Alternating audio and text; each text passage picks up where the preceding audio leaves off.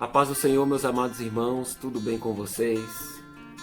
Aqui é o Leandro e eu quero deixar uma saudação, uma reflexão para vocês aqui da parte do Senhor, que se encontra em 1 João, capítulo 1, versículo 9, diz assim: se confessarmos os nossos pecados, Ele é fiel e justo para nos perdoar os pecados e nos purificar de toda injustiça. O crente verdadeiro não é aquele que esconde os seus pecados, nem os justifica, mas confessa a Deus. Nós somos pecadores, ao acordar nós já estamos pecando, nossos pensamentos a gente já peca, no olhar a gente peca, no ouvir e no falar. Então constantemente nós devemos pedir perdão ao Senhor por nossos atos.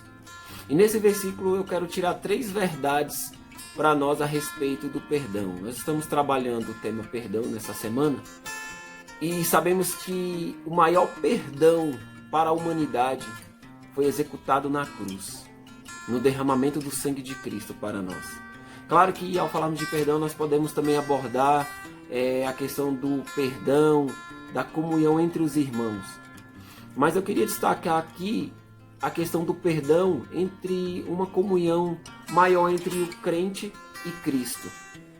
É necessário continuamente nós pedimos perdão.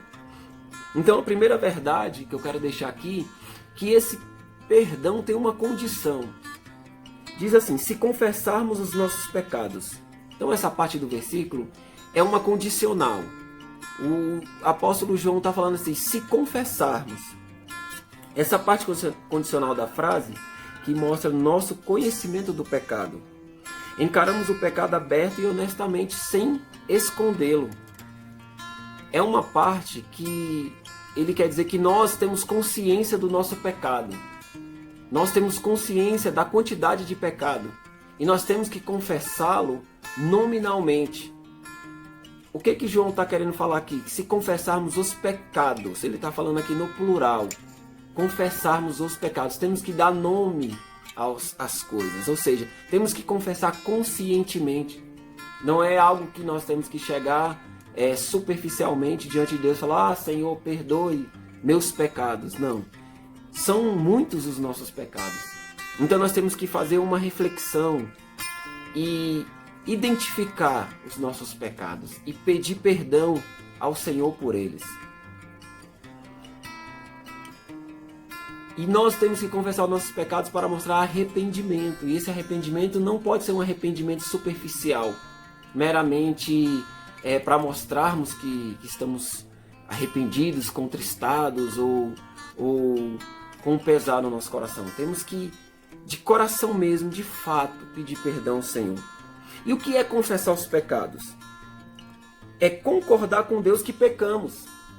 E aí vem essa palavra grega aqui, homologel, que quer dizer homologar, que é concordar com, dizer a mesma coisa. Confessar é concordar com o diagnóstico de Deus a nosso respeito.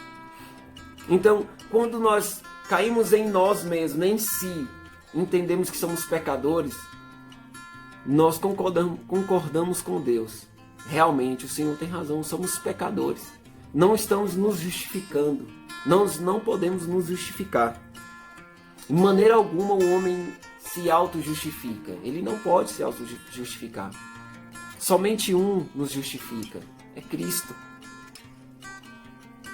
Em vez de negar o pecado ou escondê-lo, devemos admitir a nossa culpa, confessar o nosso pecado. Essa é a condição do perdão e o caminho da comunhão com Deus. Vale ressaltar igualmente que não se trata de uma confissão genérica, inespecífica e superficial. Temos que especificar, repare, temos que especificar, dar nome. Chamá-los pelo mesmo nome que Deus chama.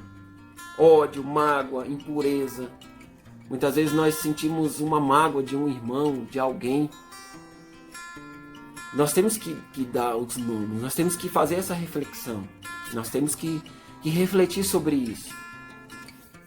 John Stott tem razão quando ele diz: o que se requer não é uma confissão geral do pecado, mas uma confissão particular dos pecados. Segunda verdade, qual é a base do perdão? Ele é fiel e justo.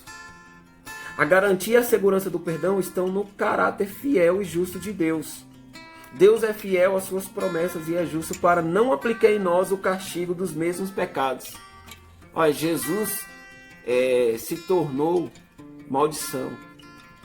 Jesus foi pregado naquele madeiro. Então, aquilo que era para nós não é mais, porque Cristo tomou sobre si. Cristo levou sobre si os nossos pecados, as nossas fraquezas. Ele se tornou maldição por nós. Então, não há preço que você tenha que pagar para adquirir o perdão. Não é por muito jejuar, não é por muito orar, não é a quantidade de vezes que você vai ao monte, não é a quantidade de obras que você faz para adquirir esse perdão, não é. Esse perdão já foi adquirido lá na cruz. Ele outorgou esse perdão para nós, ele ratificou esse perdão.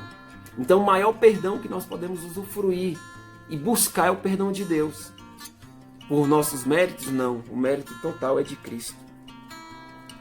Ele diz também assim: pois perdoarei as suas iniquidades e dos seus pecados jamais me lembrarei. Ora, irmão, quando o Senhor nos perdoa, Ele não joga em nosso rosto, não lança em nosso rosto as nossas transgressões. Ele esquece. Isso é maravilhoso. Isso para nós é uma lição. Quando nós perdoarmos o nosso irmão, não temos que ficar lembrando do que ele fez, do que alguém fez por nós. O perdão, ele tem que ser liberado e esquecer. Mas é muito difícil, né? A gente perdoar e esquecer. Mas nós temos que ser imitadores de Cristo. Temos que liberar o perdão e esquecer daquela transgressão, porque Ele faz isso. Ele nos perdoa. Já pensou se Deus lembrar das nossas transgressões toda vez que nós chegarmos perto dele para pedir perdão por outra transgressão e Deus falar assim: não, eu não vou perdoar porque você já pecou. Já imaginou isso? Não, ele não lança em rosto. Terceira verdade, a posse do perdão. Para nos perdoar os pecados e nos purificar de toda injustiça. É justamente de nossas injustiças que essa justiça de Deus nos purifica. John Stott diz na primeira frase: pecado é um débito que Deus quita. Na segunda, uma mancha que Ele remove. Esse perdoar aqui, esse purificar, Ele remove de nós. Esse purificar que Ele está purificando a nossa alma. Ele remove de nós todo o resquício de pecado, de impureza. Deus perdoa os pecados e purifica de toda injustiça. Ele lava por fora e purifica por dentro. Deus não coloca mais os nossos pecados em nossa conta. Este é o lado judicial. Deus limpa e purifica. Este é o lado pessoal. Além de perdoar, Ele nos purifica. Mas tem essa condicionante, temos que confessar os nossos pecados diariamente. Diariamente fazer uma análise da nossa vida. Diariamente ver onde estamos pisando, o que falamos, qual atitude temos tomado diante da sociedade. O primeiro verbo, perdoar, descreve o ato de cancelar uma dívida e pagar pelo devedor. E o segundo verbo, purificar, se refere ao fazer do pecador alguém santo, de modo que possa ter comunhão com Deus. Deus toma a iniciativa, pois Ele nos diz: vinde, pois, e arrazoemos, diz o Senhor.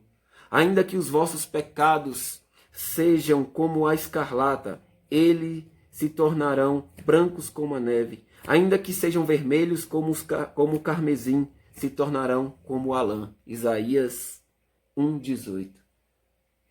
Fique com essa palavra no seu coração. 3 lições que nós podemos tirar desse versículo. Primeira, a condição do perdão. Temos que pedir perdão ao Senhor. A base do perdão é o Senhor, a sua fidelidade e justiça. E a posse desse perdão. Fique com essa palavra, que o Senhor te abençoe e nós possamos gozar desse perdão que está aí para todos nós. Apenas devemos diariamente fazer essa reflexão, confessar os nossos pecados diante de Deus, que Ele é fiel e justo para nos perdoar. Amém? Fica com essa palavra, Deus nos abençoe em nome de Jesus.